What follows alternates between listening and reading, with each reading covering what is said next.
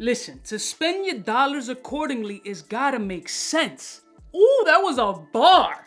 Damn.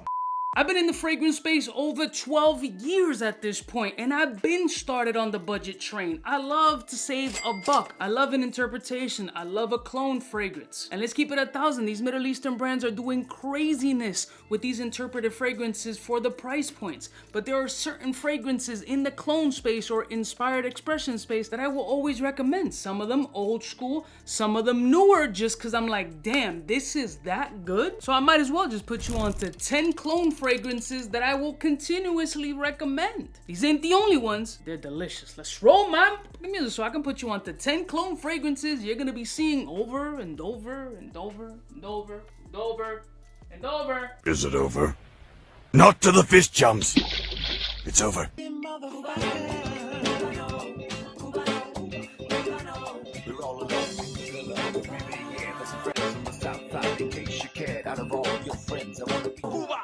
Blessed morning, my beautiful peoples. You know who it is. It's your boy, C to the U to the B to the A. 10 options. These are the 10s that kind of just sparked in my memory immediately. That and panning the collection, I was like, yeah, that one too. So let's start off with an obvious one. Lattafa's Oud for Glory. Love at first sniff, absolutely delicious. It no longer has a collar over the nozzle, but the scent just gets better and better the longer that it's sat on the shelf. It's one of the most delectable, creamy, smooth, super handsome oud fragrances, especially for the price point. There's a ton of hype behind this fragrance, and I think it's well warranted. The nutmeg and Middle Eastern spices in here are beautiful. The oud here is 100% wearable, and it's a beautiful, cost-effective introduction to what oud can potentially smell like. It's not a one-on-one interpretation of, whoa, this is what oud really is. It's not that, because what oud really is wild, funky, and nasty, and smells crazy. So this is a wearable version, like sugar-coated with lavender to make it a little bit more tolerable. It's got those spices that I previously mentioned. There's muskiness, there's herbaceousness, there's a lot of creamy smoothness in this scent. And when I say creamy, I use it in the sense of like smooth, easy wearing, kind of just sits on the skin and projects itself with this gorgeous air of masculinity and sex appeal. This is such a cheap fragrance that is available everywhere, including Amazon, so you crazy Prime members can pick this shit up for the low and potentially have it next day. But in the space of interpretive fragrances, this one is amazing. Next one. As Team 𝗬𝗪 all day, every day, I've had a relationship with them well over 10 years, and this one not only kills the game, especially in the 𝗬𝗪 collection, but as a plum lover, Plumlicious is a fragrance that I need in my stash.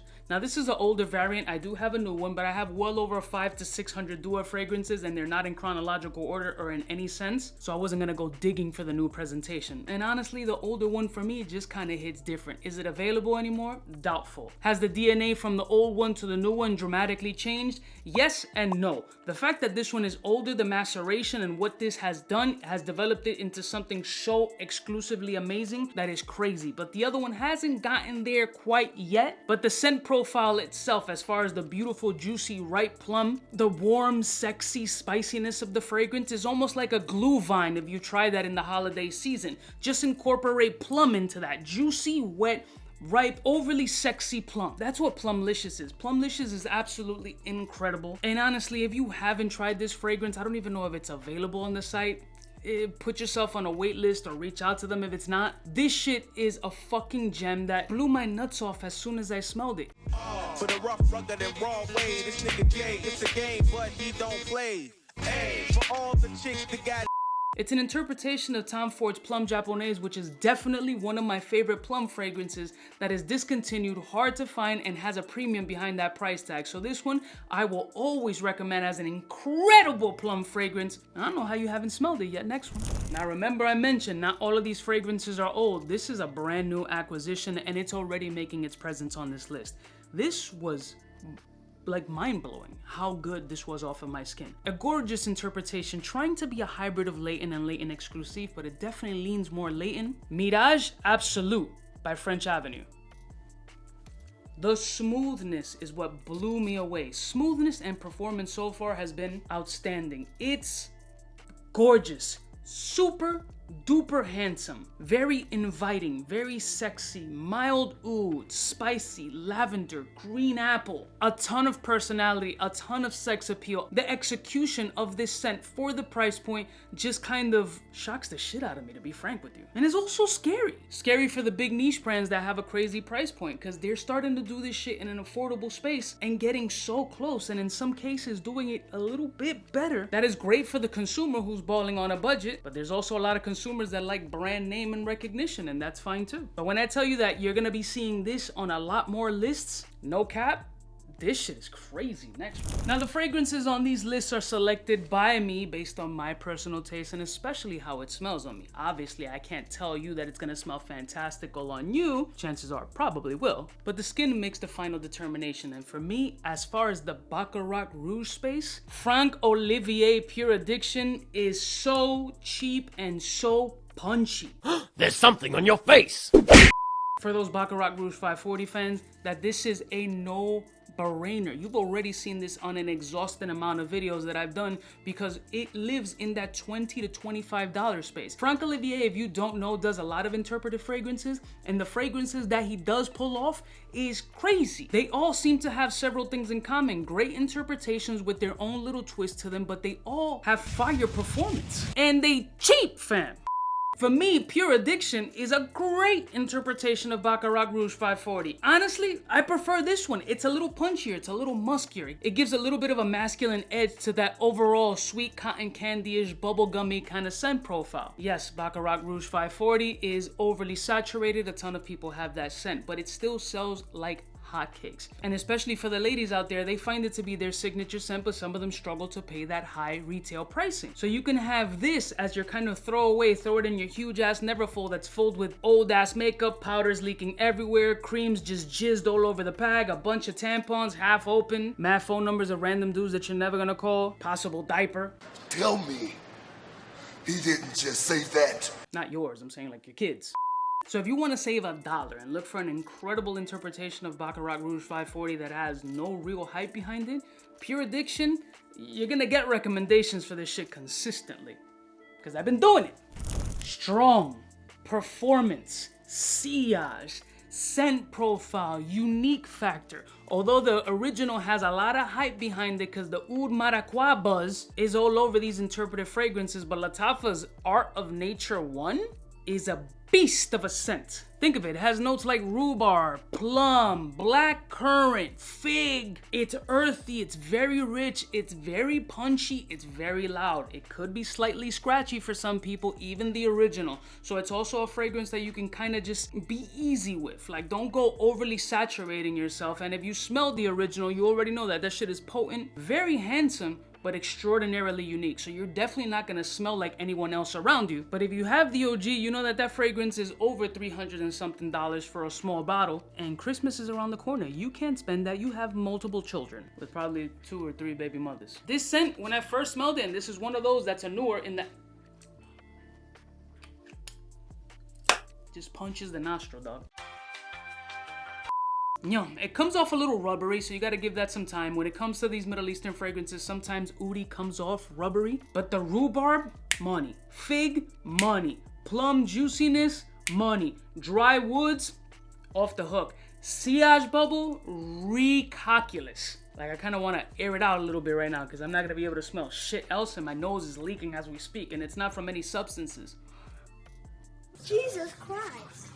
So if you're looking for a Oud Maracuja, very strong, super unique scent profile that you could wear outdoors, I don't know about the indoors, Lattafa's Art of Nature is gonna be one that I recommend time and time again. Next one. Now these are tough, and I'm gonna put them side by side, and here's why. The king, the legendary inspiration, clone fragrance, Club de Nuit.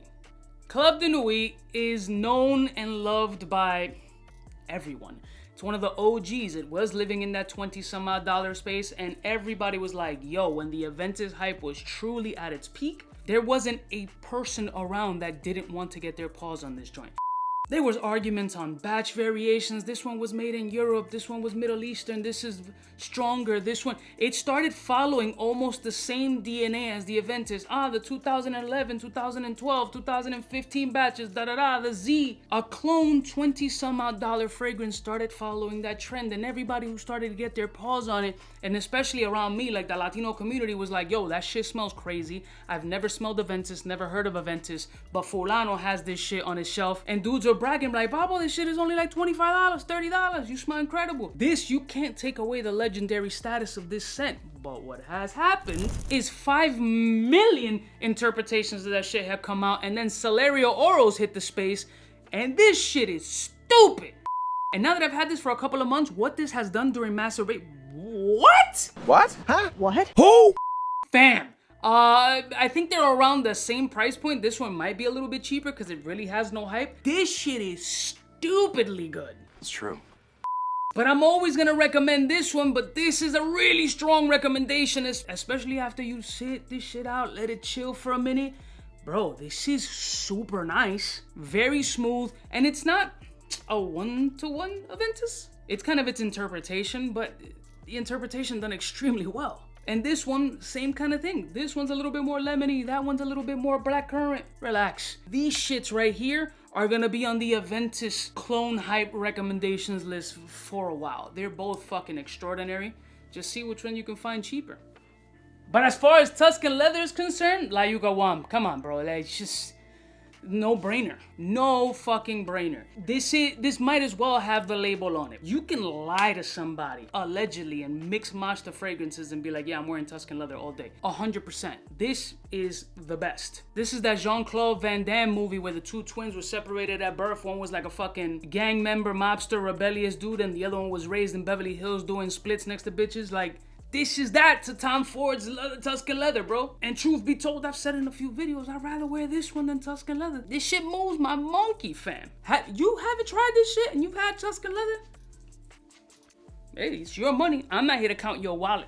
And speaking of not counting your wallets, and for me, nostalgic purposes, bro, Valentino V's evil step twin, Rasasi Daarej. Number 1, wildly unique. An unusual tropical citrus kind of opening. Then you start to dwindle down into the patchouli and ambery space. And then you find yourself into like musky woods, and then we get into a little bit vanilla attributes. The fuck does that mean, Kuba? This shit is gentlemanly, sexy, handsome, kind of retro, but like everything else in the fashion world, can make a complete circulation and wear this shit in 2024 all day, every day. Performance, incredible. The longer it sits on the shelf, just like every other clone fragrance, or every other fragrance period, potentially gets better. Handsome, unique, sexy. Valentino V is impossibly difficult to find at a decent price point. Valentino V was never like a super duper high price fragrance to begin with, but it had mad character. It had a little bit of a violet leaf type essence. It had like a sweeter take and a more tolerable take than something like a Dior Fahrenheit, at least to my nose. But this one is just fire. Like, how am I not gonna continue to recommend this shit? Every time I smell it, my monkey moves. That's crazy. I need to get asked. Next one. Remember when I said Creed Aventus, the first thing that comes to my head is Club de Nuit? Now lately when it comes to Dior Sauvage Elixir, Lattafa Asad comes into mind. They did a bang up job with this fragrance. Honestly, presentation looks kind of stupid, but the scent profile is amazing. And yeah, I'm comparing scent profiles and price points and giving them higher ratings because it's about saving $1. This shit performs wild, smells super handsome. It has a lot of the same characteristics as Dior Sauvage Elixir at a fraction of the price. You got performance, you got sex appeal, you got to step up in maturity when it comes to this scent. It's a fucking ball sprayer, bro, and it's getting that kind of notoriety. So when I think Dior Sauvage Elixir, the first thing that comes to mind is this one. There could be other interpretations, might potentially be better, but will it hold a candle to this or really kick this one off the pedestal as far as performance, price point, and scent profile? Yet to be seen. You're gonna have to be a badass fragrance to take my mental off of how good this one is compared to the OG. So recommendations, it's here. And finally, this one I prefer over the original. It's another PDM fragrance, and this one is 𝗙𝗢𝗙 by French Avenue. If you haven't seen when I first unboxed this fragrance and I smelled it, take a look at that video. I'll put a link in the description. Beautiful white floral, green, dewy, wet, after rain smell, slightly minty, levels of effervescence, airy, super versatile, super office safe, very casual scent profile with a decent amount of masculinity and handsomeness in a lighter scent profile. To me, in this scent, I pick up like a sparkling, fizzy, tonic water essence with hints of like white tea. It's green, it's watery, it's sour, it's very handsome, it's cheap. And as a counterpart to Greenly, this one I'll get more wear out of, and it's just kind of like spray all day and I'm just gonna smell fucking amazing. This is really fucking good and it's not gonna offend anybody. I oversprayed though. I definitely oversprayed. 10 clone budget fragrances that I will not stop recommending to people, especially when they have a specific fragrance in mind, that this one can satisfy the scent profile and soften the financial blow. Cause you ain't got money like that. And I'm in debt, which is worse. I love y'all mother suckers from the heart. I'll put links in the description if you guys are interested. Let me know what's a clone fragrance that you will never stop recommending, and maybe we'll showcase your recommendations on a future video. I'll see y'all bitches next time. You know who it is, biggest in the game. Smooches. Fly gun holder, money folder, motor roller, start tack when it's time to call back.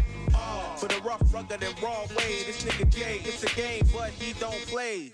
Hey, for all the chicks that got dead in the penthouse suite on top of my mom's crib. It's nonsense you never get in. It's nonsense that you would think that you would.